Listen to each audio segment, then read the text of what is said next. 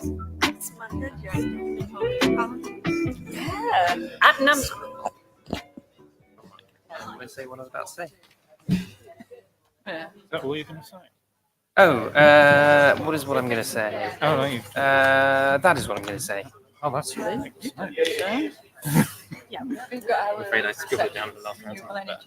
I'm Good to go. Yeah. I don't know. I think found it really. Oh, is that? I thought it was last night. Oh. Oh. Oh.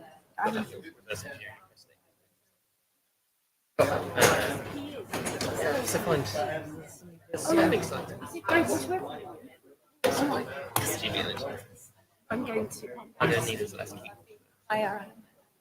Unfortunately, it's got to go to meetings. I think it's about 20 minutes. 20 minutes. So if I take Martin first and then go into Alan. But he's just been called to a meeting, so he's going to stay for about 20 minutes or so. Shall we do Alan first then? Or do you want to go first and then? So this will take about 10 minutes to wade through. Alan in, and then how do you want to? Sorry, Up to you. I think it's probably worth having you first. Then Alan. That's quite tight. It's going to be here at 22. It's going for about 20 minutes. So Okay. sorry about that. It happens. He called a meeting. Yeah, it's Keir Starmer's speech. Yeah, Matt Pennycock has been called out, cancelled the entire meeting, the next one, because he's got to do a line in Keir Starmer's speech. Right.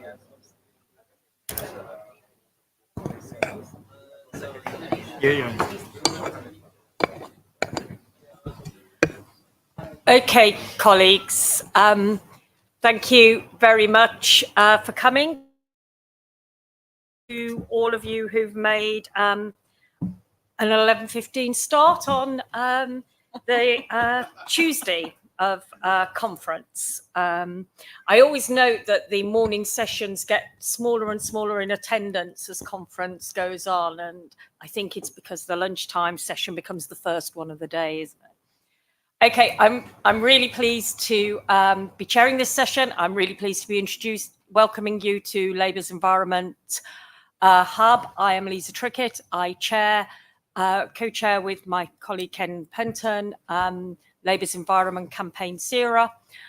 We've been holding a whole series of events over the last few days, very much to help actually hold the dialogue and the honest dialogue that needs to be had to truly understand how we are going to make both a fair and just transition, but one of scale, one that can actually be accelerated, and one that actually is deliverable, because delivery is everything. We can all exchange lovely words in rooms like this and go away feeling all pumped up. From my perspective as a politician, getting the Labour government elected is key. Then what is absolutely key is them delivering on their commitments. This time last year, we had the announcement of GB Energy, and I think we were all a little excited, and it was green, fair future, and it felt like a brave new world.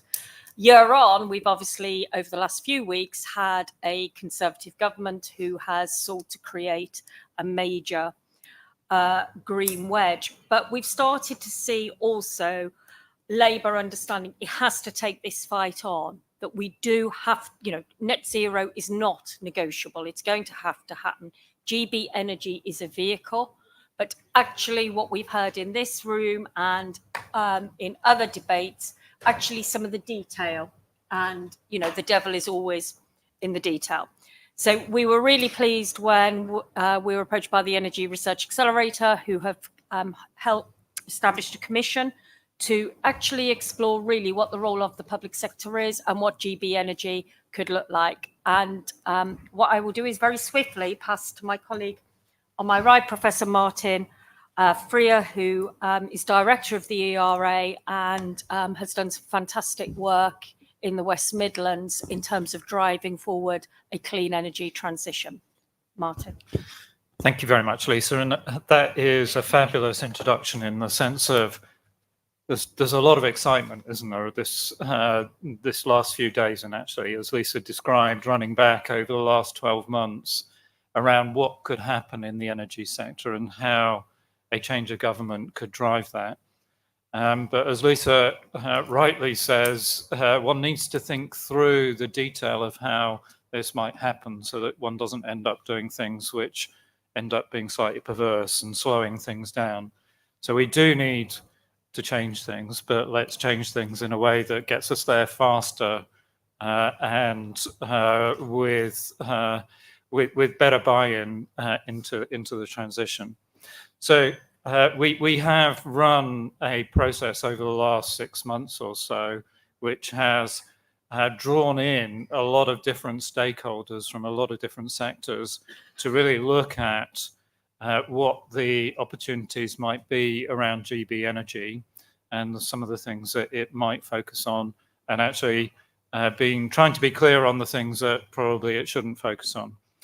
And if one sets out the context, and we usually think about energy as electricity, and much of the discussion of GB Energy has been around electricity, one should remember that it's only a small component of our energy system. It's a sixth. And if one looks at transport fuels and the transition that needs to happen there, that's about a third of our energy consumption.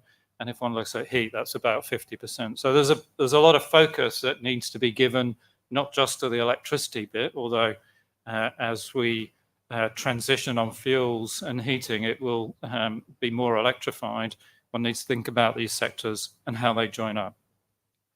And also where we're stuck and what other countries have been doing in terms of accelerating things. So if one was to look at the heat transition, number of heat pumps deployed across Europe, we sit at the bottom of the pile. If you were to measure that, heat pumps deployed per 1,000 people over 21 countries in Europe, the UK is the slowest in our transition. So although good things have happened associated with installation of renewables, so wind and solar onto the electricity grid, and there's a great story to be told there, things aren't so good on other parts of the patch, and that needs proper focus. Decarbonisation industry, real challenge. Are we really going to get CCS, CCUS at scale? Energy bills through the roof. How do we deliver energy security? And actually grid infrastructure, if one looks at the challenges that we have around the grid infrastructure, switching from coal power, one set of grid infrastructure, switching over to renewables, offshore, typically, we've got to really adapt the grid, and that is a major investment, £50 billion investment, which needs to happen there. And it takes a long time to build out a grid. If you want to connect, you've got a 14-year queue to join in order to do that. So lots of challenges in our energy system, and thinking radically around it is the right thing to do. Just need to make sure that we end up with the right radical solutions.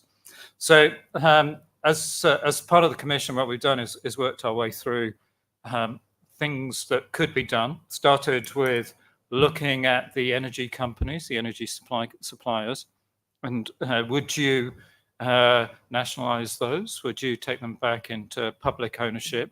And probably the conclusion there is no. First of all, we've already seen through the energy crisis that is a very fragile market. So 30 companies went bust. And actually, these companies make very little money. Margins are paper thin.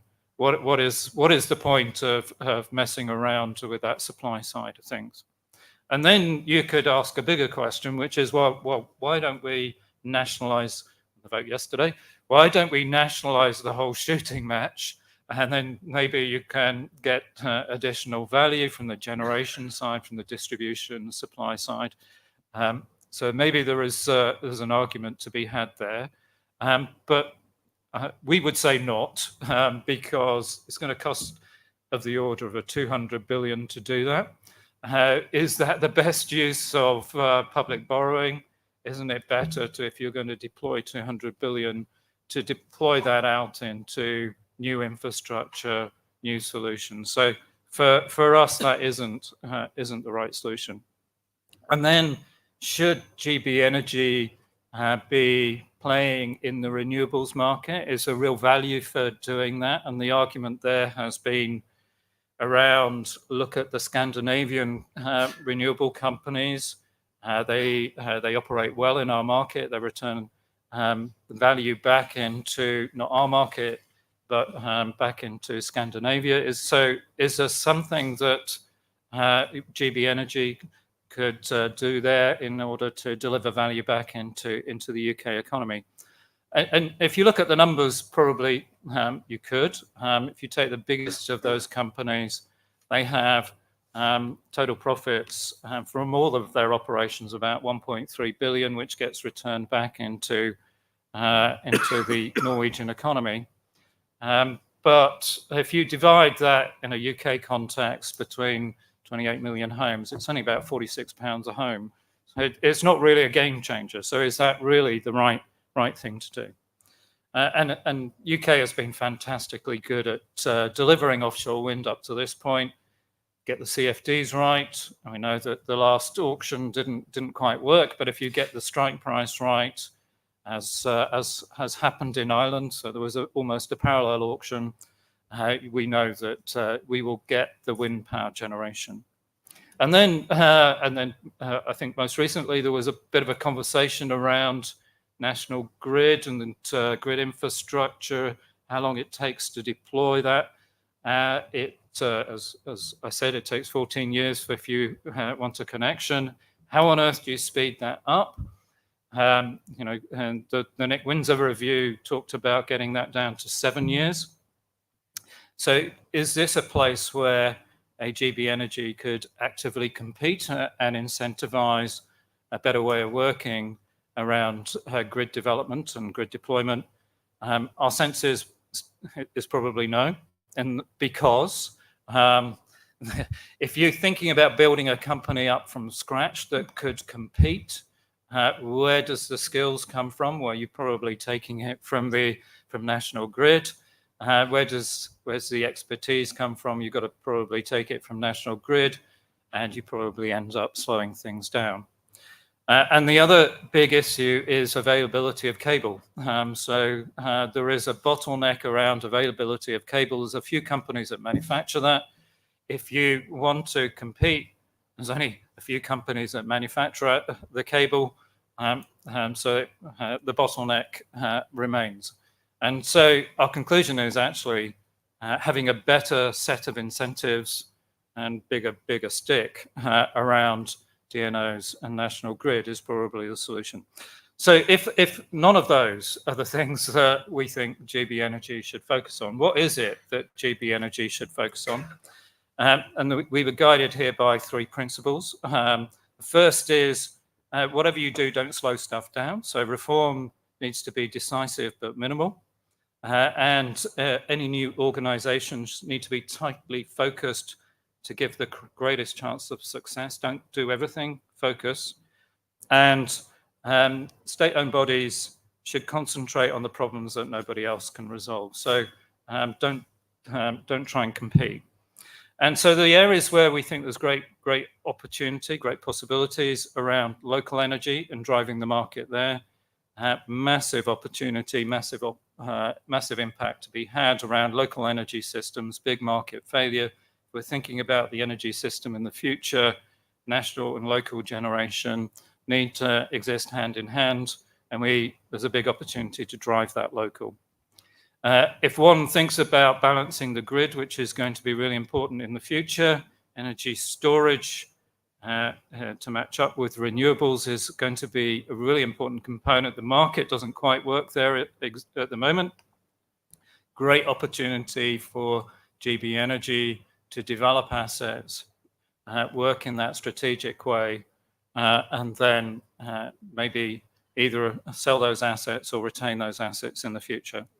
And then finally, there's a bunch of strategic things that we need from UK. So CCS pipeline, gas carbon dioxide distribution network. We probably are going to need interseasonal storage. So large-scale hydrogen storage is one possibility, and that may not be cost-effective. So you will need that to sit on the public balance sheet. And then deep geothermal, some of these big assets that one needs to create in the UK context. And then this is where I'll stop. All of this is good, but truly, if one is interested in accelerating the net zero transition, what we need is better coordination.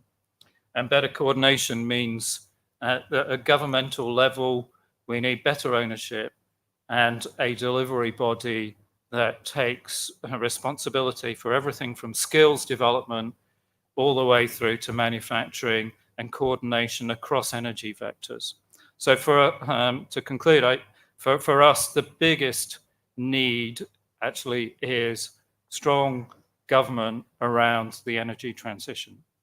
Okay, thank you for that, Martin. So an ongoing message, Alan, we keep on hearing: strong government, some certainty, some understanding of the key challenges, and actually be part of the picture, not trying to control the picture.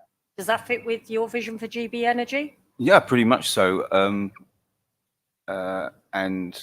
Maybe I should just say I agree with the last speaker and shut up. But No, Mark, well, yeah, that would be a first. I would be a first if I ever did that. What I want to try and do in a couple of minutes is to put all this in the context of what we think we're doing with energy, and particularly low carbon energy and net zero challenge for the future. And the first thing is that it makes no sense to buy up or control the kit of the past, but it makes a lot of sense to buy into and in some instances control the kit of the future. And secondly, it doubly makes no sense to have a system where you failed to make the distinction between how the system is operated and how the system is owned. And what we've got to keep our eyes on for the future of energy systems is, do we have effective public control and planning and development oversight of the systems for the future, the operations for the future, and then how are we bringing along the kit of the future into harmony with that forward planning and arrangement system. So what we have, almost unbelievably in my mind, what the government has done in the most recent energy bill, which I've been had the misfortune to be sitting on for about 1.5 years now. 18 months. Yeah. For Secretary of State. Is a genuinely publicly owned and independent system operator for the generating system as a whole. Now, we didn't quite like the limited nature of the brief of that independent system operator as it came through the energy bill, because we think it should have considerable further powers to operate as a system architect, i.e. be exactly the sort of public driver for the planning and operation and management of the system for the future.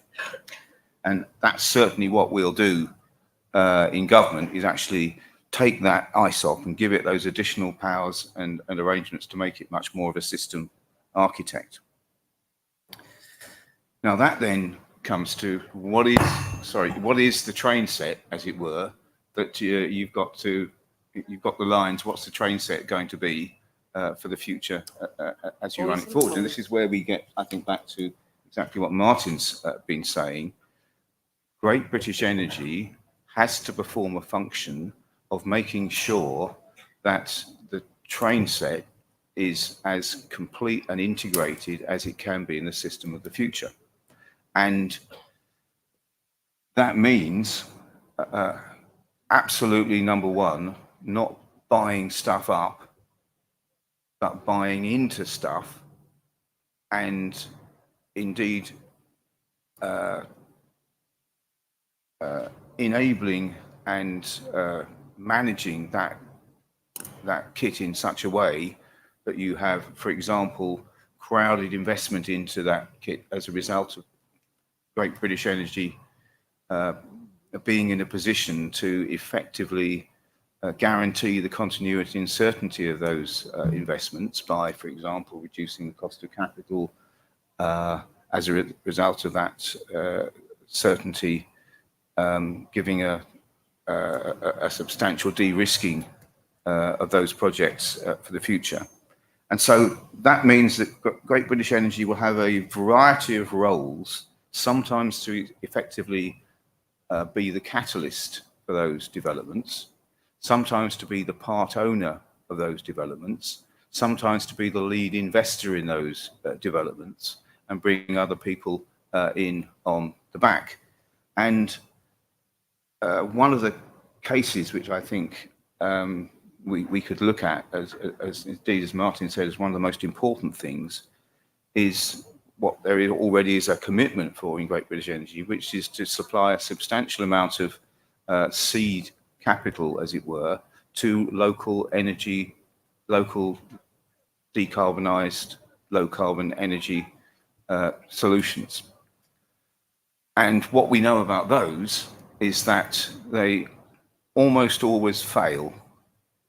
So we've actually got a number of local energy companies and organisations, bodies running local wind turbines, local hydro plants, all sorts of things such as that. And the reason they mostly fail is because actually, contrary to sort of popular belief, those local energy projects are not about 2 or 3 enthusiastic people getting together and writing a constitution and then building the stuff. It's much more about having to get a very large amount of funding up front to sort out permissioning and planning and all sorts of things such as that, to manage indeed investment into that plant from wherever you can get it, and then get it so-called through the valley of death to the point where it can actually produce.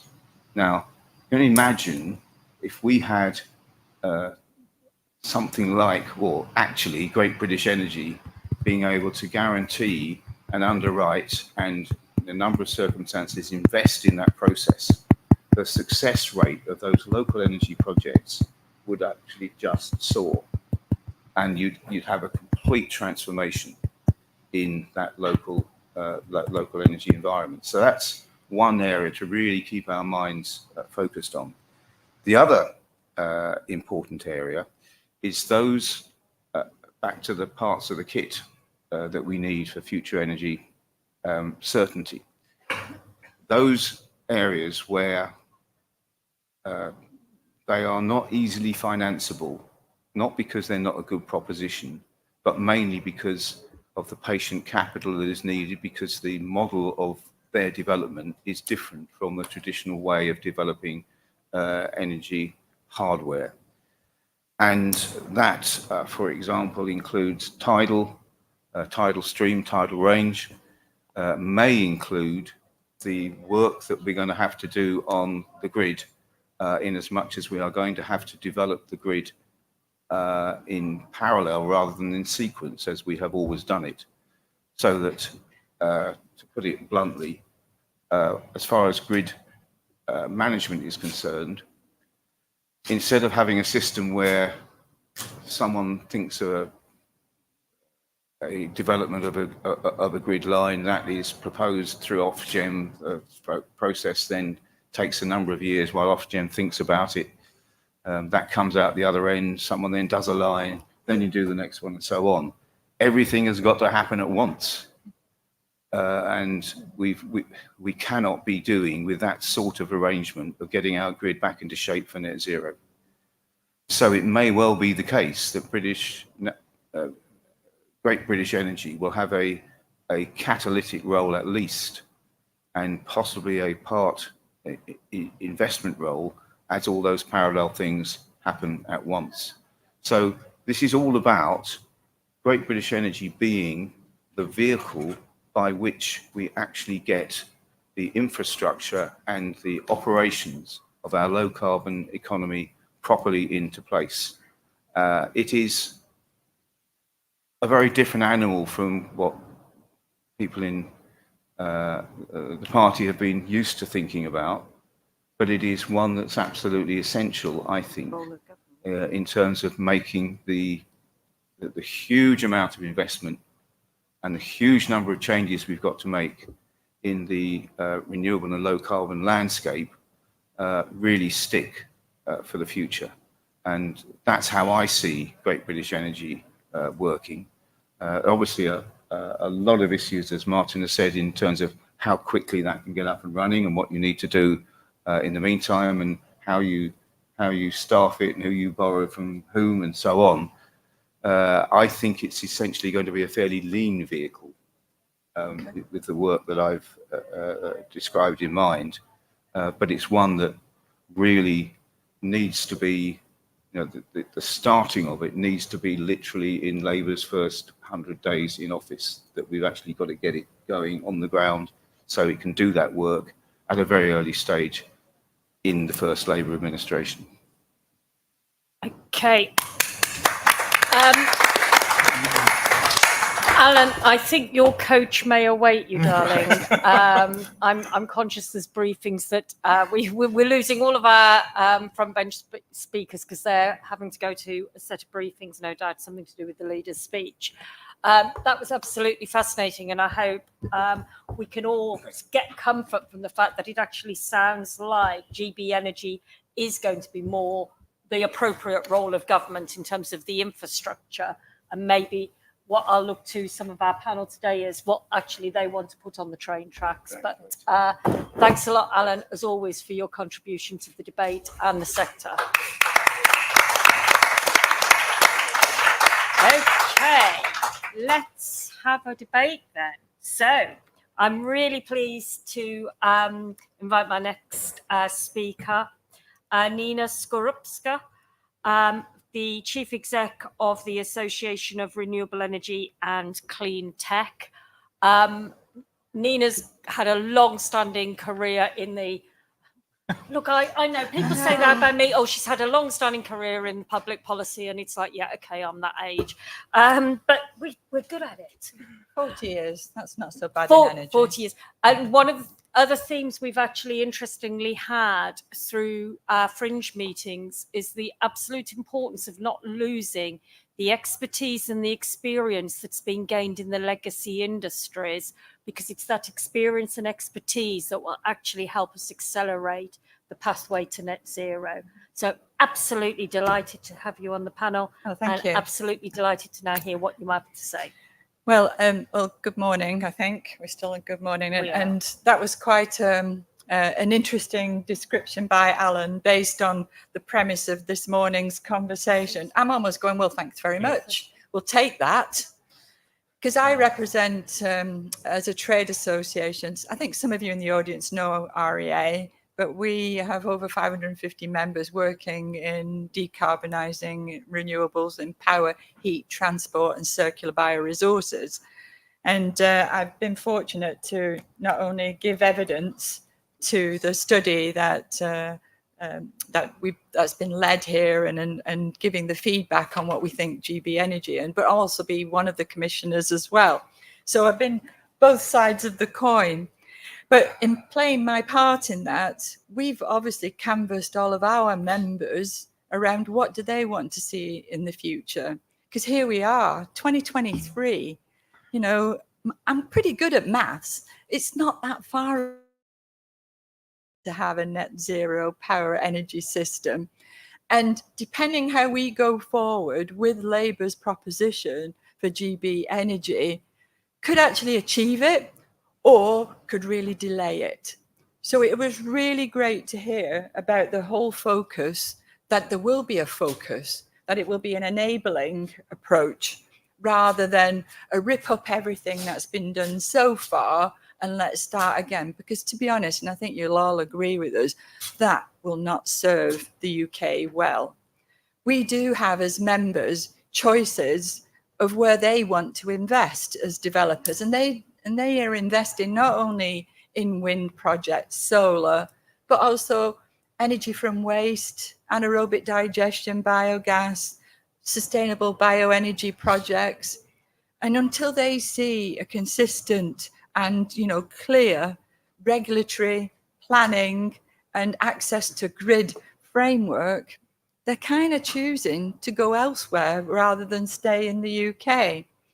We're going to be producing a report in November, but we've heard this morning, we're giving a little bit of a heads up because we want the UK to be recognised as a world leader. And unfortunately, the rhetoric that we've had in the last few weeks has suddenly caused an almost pall on people's faces, notwithstanding the underpinning policies and legislation that is still continuing to happen at this moment in time. And fingers crossed the energy bill does actually pass through Parliament in a week's time. So at the moment, in our view, the UK is not seen as top of the pops as a place to come and invest in. They are waiting to hear for a little bit more clarity.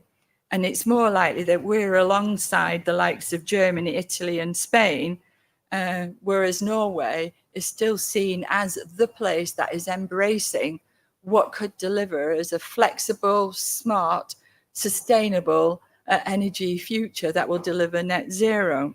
But less about that report, but back to this one.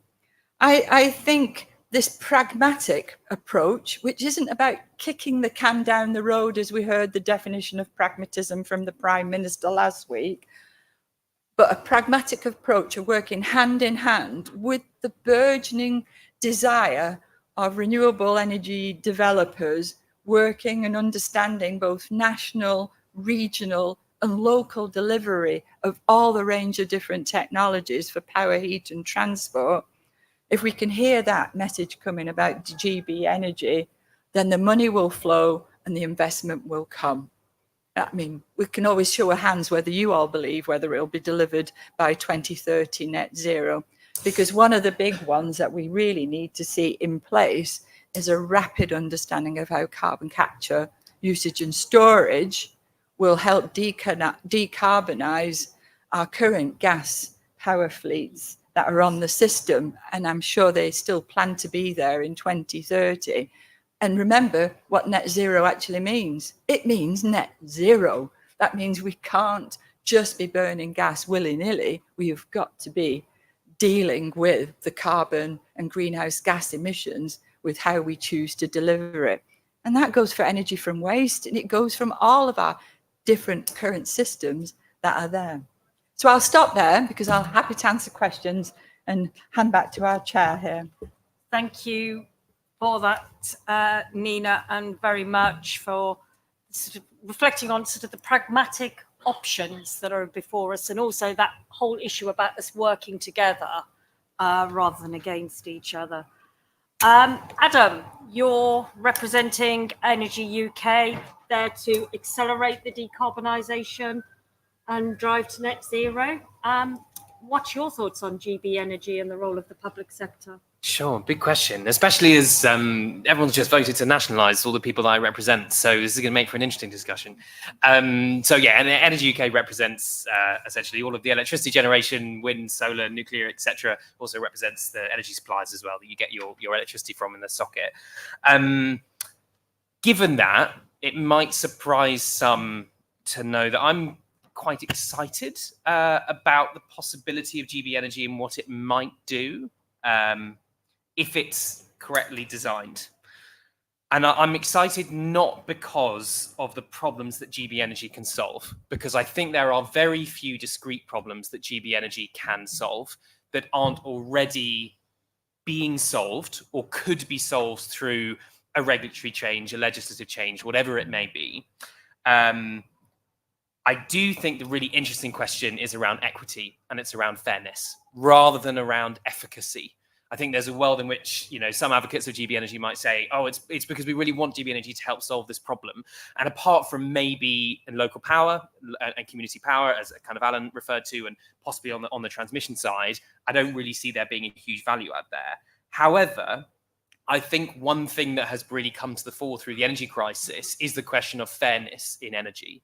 And I think, I say that as someone that owns a small percentage of a little wind farm. I probably own some nuts and bolts on a wind turbine somewhere, because to me, as the energy crisis hit, luckily I was in a position where I could try and put a little bit of money into that. And for me, that's a really important part of the kind of net zero transition. But that's not going to be suitable for all people at all times. And indeed, it's probably not going to be suitable for really like mass volumes of low carbon power that we need to build.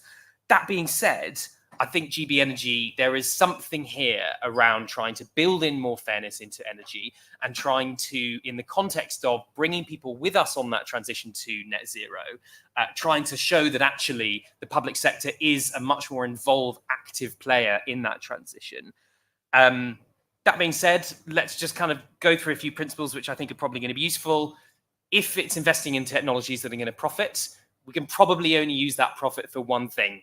So you can either do domestic supply chains, which are by default more expensive than international supply chains. You can really try and foster those in a few areas.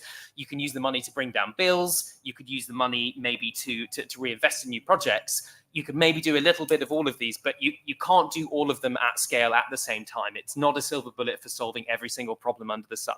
You can solve one problem really well, or you can solve little bits of other things. I think the next thing to say is, kind of as Alan says, it needs to crowd in investment.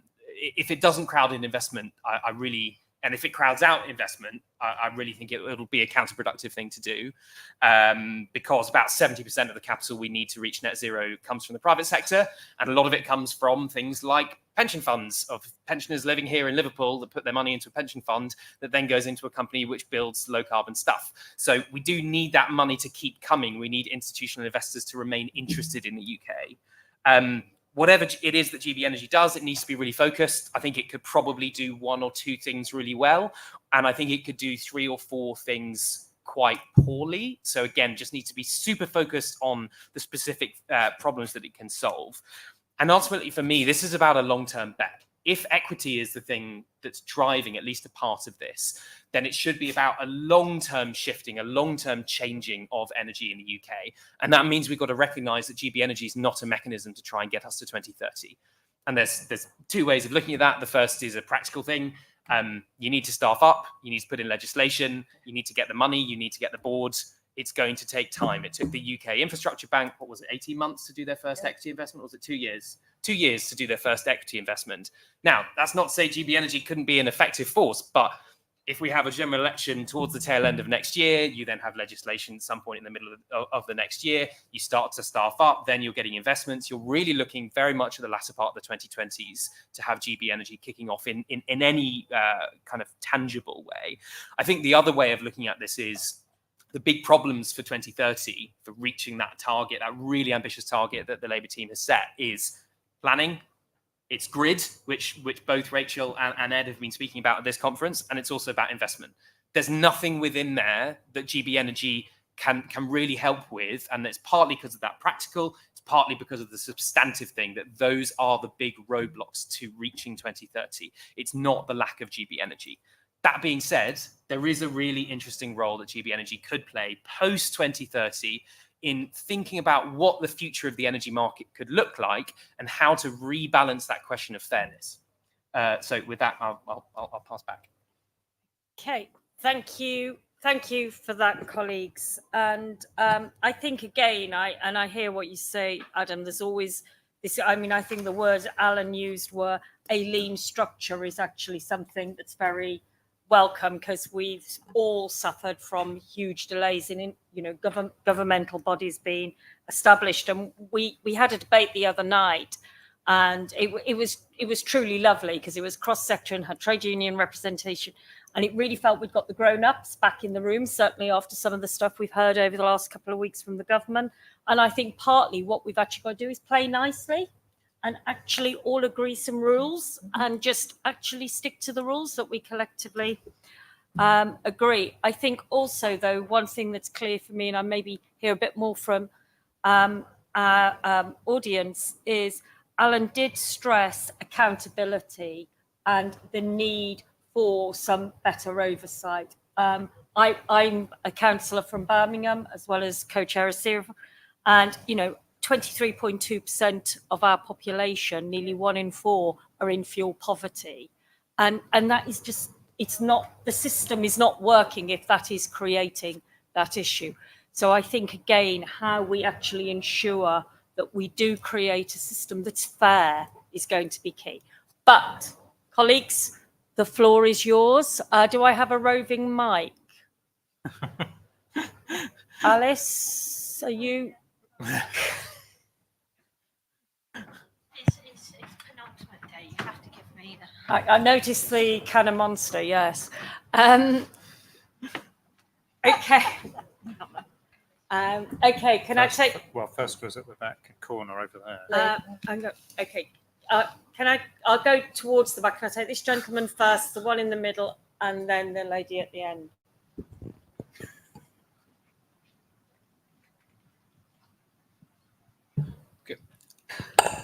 Nolan Gray, Atkins Realis. I suppose, and particularly interested in the bit about equity and fairness in the system. So, in order for GB Energy to be equitable and fair, do you think it should have fiscal independence in order to be able to make the choices independent of the politics of the day? But also, then it can set the agenda in terms of how it measures a local investment, because currently the Green Book model doesn't work, and it's why the UKIB took 2 years to do its first investment, because it goes back to a Green Book that talks about land value uplift, and actually the land value uplift is all in the south, and the north never justifies, even though that first investment was on Teesside. Sorry, colleagues, can you also say your name and where you're from? Oh, yes, some organisation. Sorry, that's probably me again, day 3. Hello, my name is David Barker. I'm also a councillor from Birmingham City Council, and I share a ward with Lisa, so she's very used to me.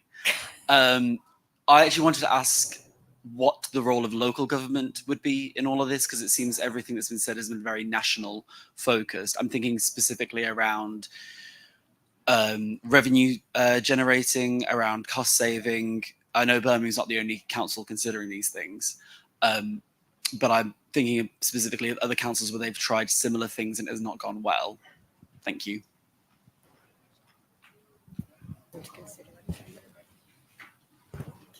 Colleague. Thank you. Hi, I'm Mika Minio from I lead on climate, I co-lead on climate and industry with the Trade Union Congress, and I'm also an energy economist. The trade unions, obviously, we care a lot about fairness, we care a lot about justice, we believe in a rapid climate transition, but it has to be just. And we think GB Energy is obviously has to be able to deliver on that, because if we don't deliver on justice, we're going to lose a big part of the population that we need to take with us on the transition. Members of our affiliates in a lot of held-back regions where wind has been built, where they see offshore wind, have experienced very few jobs, far fewer than I promised and other people promised, and also don't currently see the benefits from it. And I think that touches on one word that hasn't really been spoken about today, which is privatization. And I don't think the motion on the whole called for nationalizing generation, my understanding, or supply. They were talking about networks, which is a different thing. But if we look at public ownership of generation in the future, so I think that report, that sounds like pretty dodgy maths to me as an energy economist. If you take Norway, one company making 1.5 billion, etc., profits, and you divide that up by the current by the population, that's based on the current level of clean energy deployed. Now, are we going to see a massive growth in the future? Yes. Is the offshore wind pipeline future 8 times the current? Yes. If Norway, in the early years of oil and gas, had said, oh, there's only a couple oil fields out there, there's not that much profit coming from them, so let's not bother thinking about who owns it, there would not be a big oil fund in Norway. do we want to learn the lessons from our experience of North Sea oil compared to Norway's? Yes. Can GB Energy be something like EDF in the future? Yes. So I'd like the panel to maybe respond on what would it mean? How could we get to a place where we have GB Energy like EDF co-investing with private investment, leveraging so much more private investment? Thank you. Thank you. So I think, again, that's quite a broader point as well of how do we actually learn from past transitions? We failed in so many transitions and left regions and communities who've suffered every time. How do we move forward?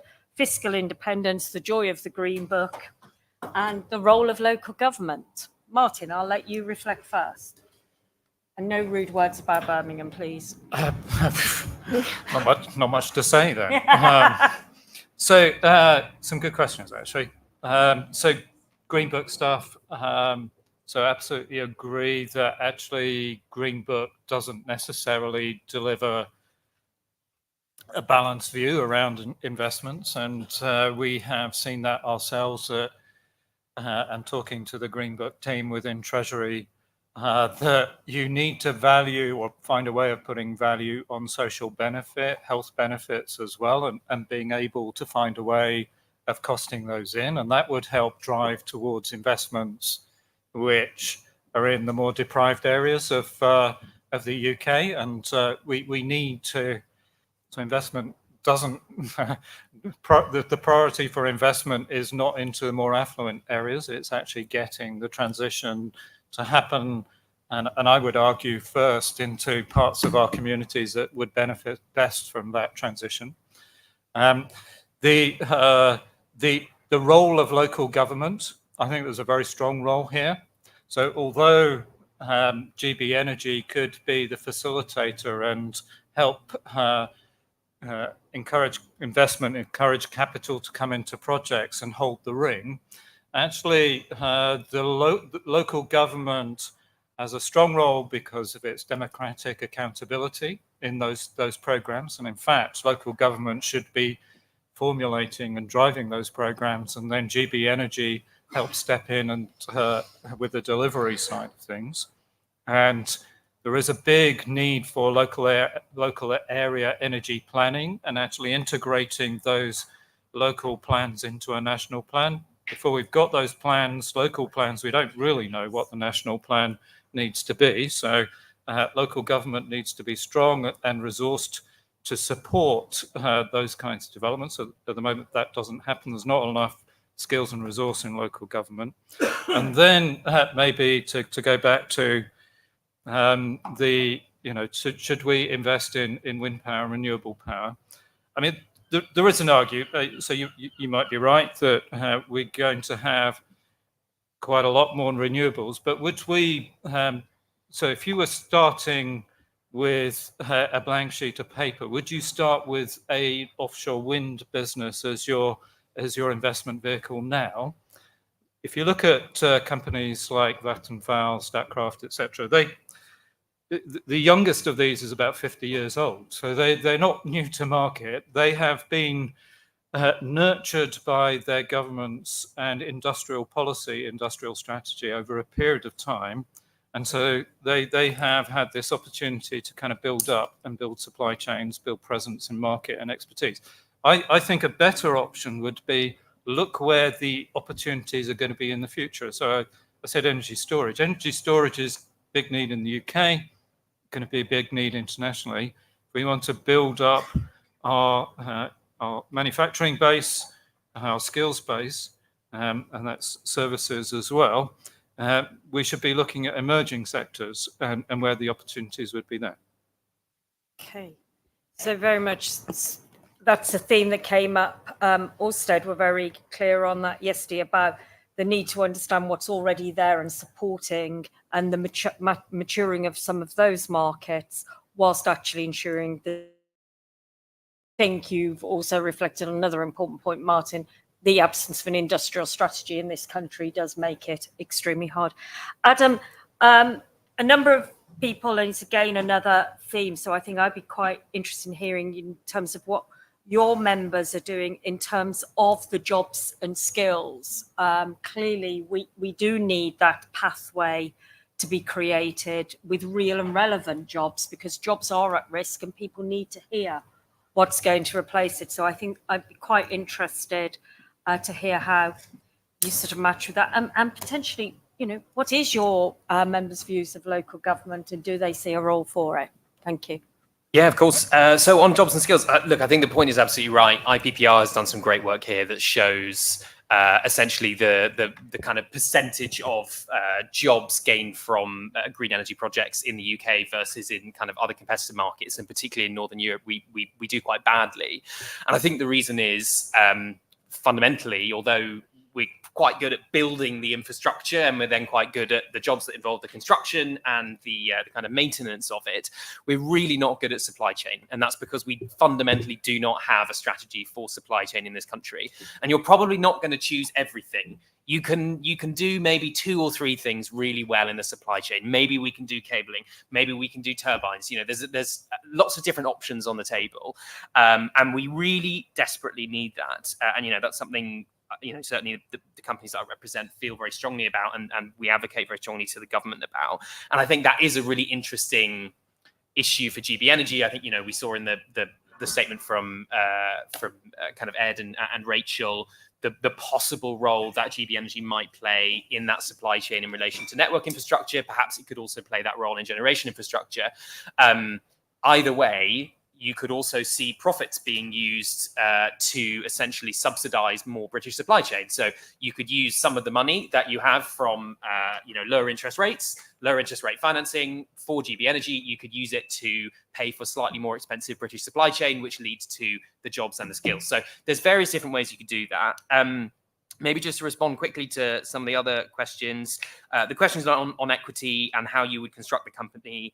I think it's got to be a private company, but I think you've got to set principles and guidelines. You have a framework that the government sets, and then ultimately you have to say, we want this to operate with private sector incentives, essentially, because I think that's the way it's going to be effective. It's also the way you're going to pull in the right sort of labour as well, because there aren't just wind turbine engineers like floating around looking for a job. They're generally employed. So you will have to take them. And even on the investment specialists as well, they are generally employed either in the developers or in financial institutions. So it's fine to pull them away, but we just have to be really clear that it's probably going to take some time, and we'll need more of those private sector driven incentives to pull them in. On the issue of kind of equity, there's various different ways you could look at this. Maybe you could try and recycle some of the profits from GB Energy into a social tariff, and you could have kind of targeted help for vulnerable households for their energy bills. You could have a local fund which goes to local authorities and local communities, and I think this is where we link into the local authorities point. The only slight problem here is, to an extent, that's already happening. Developers already do this kind of at scale. I mean, everything from, I don't know, look at the Whiteley onshore wind farm that's run by Scottish Power. They have an amazing nature reserve where they bring in local communities. They have classes for kids. You look at schemes like RES, which is a developer, has their local electricity discount scheme, where if you live within a certain vicinity of one of the assets, then you get a discount. You could look at things like Hornsey, where we had really interesting engagement with local communities, where they actually went to the local community and they said, we don't just want to give you money, we don't want to fund something random, we want to hear from you. What do you want? Is it early years education? Do you want a new community centre? Do you want a new road? And they had that discussion about what could be built. So to an extent that's already happening, but you could see GB Energy kind of turbocharging that. I think finally, maybe just on the role of local government more broadly, I'm not sure anyone really knows how it's going to link with GB Energy. I'm sure the Labour team's thinking a lot about it. I will say local energy has not been an overwhelming success story in this country, both on the generating side and on the supplier side. Some of that is regulation, some of that is on finance. And again, I think probably that announcement about the 1 billion being used for local energy projects could herald a bit of a new era for those local energy projects. Thank you for that, Adam. And the whole capacity and capability, both within the energy sector, within local government, is clearly a key issue. And I've been knocking around long enough to remember the Egan review, and when the last Labour government came in, and a lot of time and attention, and a number of national programmes given. I ran the Leadership of Place programme, which was very much about driving forward the capacity and capability amongst a whole range of agencies to try and support that brighter future. And then it all got abolished.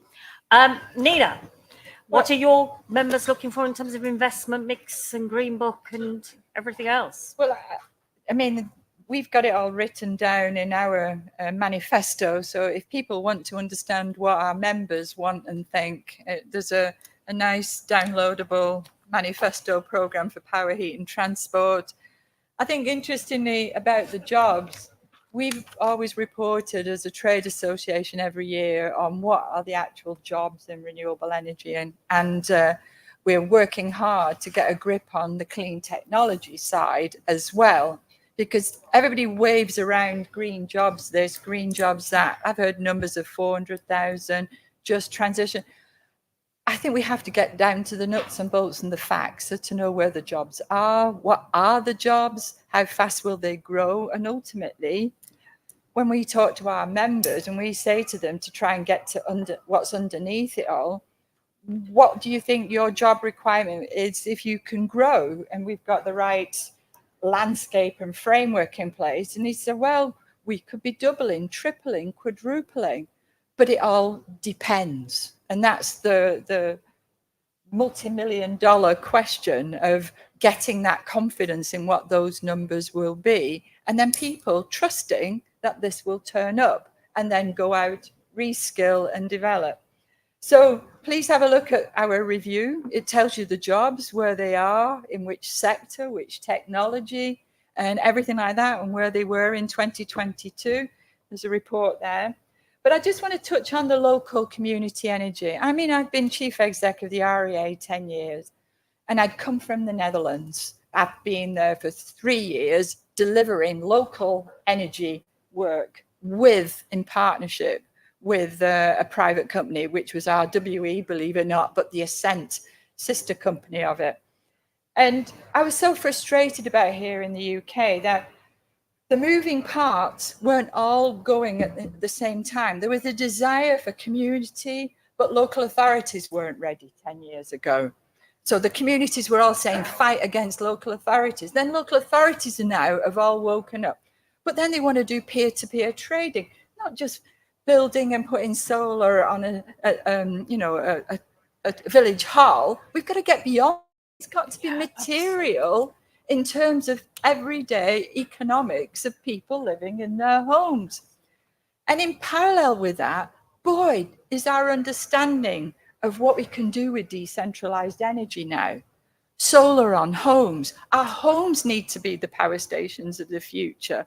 How does that all join up? How does it work with the local grid companies? And they've just recently woken up about community support and involvement. So there is a leveling up happening, but there's so many moving parts, you can't quite see it yet.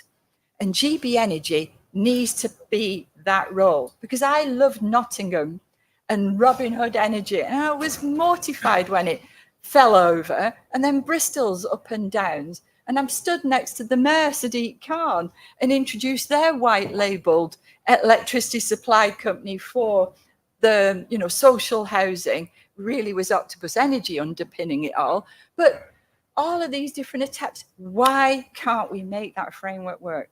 So the last bit of me is, you may or may not be aware, but the review of the electricity market arrangements is one of the biggest revolutions we've got to see happen. And GB Energy has to be kicking loud and hard to make sure the future system operator, the regulators, and the government all enable that to happen. And for those who are maybe not as long in the tooth as I am, I lived through the last big energy market revolution, which was the new electricity trading arrangements. It took 6 years to educate everybody about trading, understanding, time. I mean, we're going to be talking about time of use tariffs, we hope, down to 15 minutes. And everybody at home knowing when's the best time to, if you can, switch on your EV if you're lucky to have that, or when best to use your energy and be rewarded for doing the right things. That's democracy when we see that really come alive. And renewable energy and clean tech are really excited about being involved in that. Thank you very much for that, Nina. And I think again that democratization is a critical issue. And again, I mean, I'm not always beloved of my colleagues in local government when I think, you know, what the local government has to fundamentally change. We have been cut back, austerity has hit to such an extent that the way we used to operate is no longer ourselves, and actually looking at how we contribute to that net zero future and the democratization of all of our services through actually people making choices day in, day out, because that's what communities are looking for, agency and control over their lives that have been stripped away. Okay, I'm going to take a very quick last round of questions because we have people queuing up outside for the next event by the look of it. 12:30. Oh, we've already gone an hour. We have flown by. Okay, colleagues. I'm a lousy chair. Thanks when you're having fun. That is, the problem is, I really enjoyed listening to you all. And I think, I hope you've enjoyed it, colleagues. Wow, so sorry. Thank you. Please, again, join CERA. We want to keep this debate going. It is really, really vital we have the dialogue and we build this pathway together. So please stay with us and stay with our colleagues and let's keep working together. Thank you very much for joining us. Well done. So sorry, colleagues.